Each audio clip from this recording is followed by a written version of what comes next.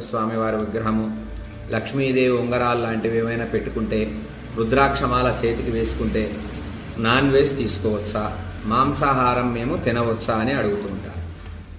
అయితే మాంసాహారం తినేటటువంటి వారు అడిగే ప్రశ్న ఇది.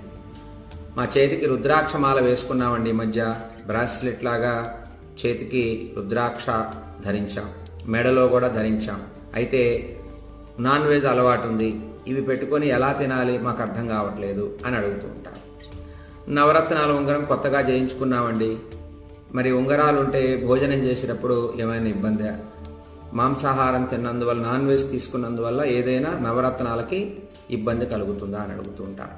అయితే నాన్ వెజ్ మీరు తీసుకున్నా, నాన్ వెజ్ తీసుకోకపోయినా, ఉంగరాలు పెట్టుకొని తిన్నా, పెట్టుకోకుండా భోజనం చేసినా నవరత్నాలకి ఎటువంటి విలువ తగ్గదు అని బాగా గమనించండి.